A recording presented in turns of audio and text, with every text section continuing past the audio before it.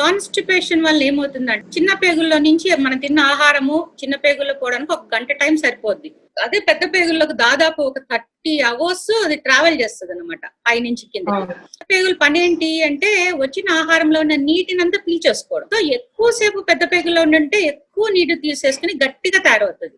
ఆ గట్టిగా తయారైన ఏమవుతుందంటే ఎక్కువ ప్రెషర్ తో మనం స్ట్రెయిన్ చేయడం, హార్డ్ స్టూల్స్ బలవంతంగా కిందకి నెట్టడం వల్ల ఏమవుతుందంటే ఒక చీలిక అనేది ఏర్పడుతుంది. ఆ చీలిక ఎక్కడ ఏర్పడుతుంది అంటే చివరిగా అది చర్మానికి అంటుకొని ఉన్న ఏరియాలో ఉండడం వల్ల చీలుతుంది. దాన్ని మనం ఫిషర్ అంటాం.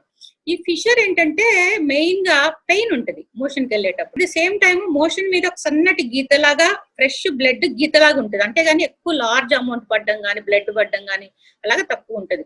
సో మెయిన్ కంప్లైంట్ ఏంటంటే మోషన్ కి స్టార్ట్ అవుతుంది, నొప్పి స్టార్ట్ అవుతుంది. మోషన్ వెళ్ళిన తర్వాత కూడా నొప్పి ఉంటది, ఆ ఏరియాలో నొప్పి ఉంటుంది. దాన్ని మెయిన్ గా మనం ఫిషర్ అంటాం. ఫిషర్ కి అది ఫైల్స్ కి తేడా ఉంటది.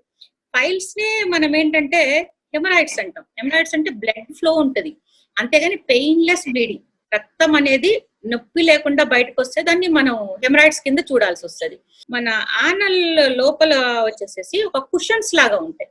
ఆ కుషన్స్ ఏం చేస్తాయి అంటే మోషన్ గానీ లేకపోతే అక్కడి నుంచి లోపల నుంచి వచ్చే గాలి గానీ మన కంట్రోల్ లేకుండా బయటికి పోకుండా కుషన్స్ పనిచేస్తాయి. ఈ కొంతమందిలో ఏముంటుందంటే ఆనల్ కెనాల్ రిలాక్స్ గా ఉండడం వల్ల లేదా హార్డ్ స్టూల్స్ ని బలవంతంగా నెట్టడం వల్ల, కొంతమందికి లెట్రిన్ లో కూర్చుని పేపర్లో చదవడం, మోషన్ రాకపోయినా ట్రై చేయడం, దాన్ని మనం హెమరాయిడ్స్ అంటాం.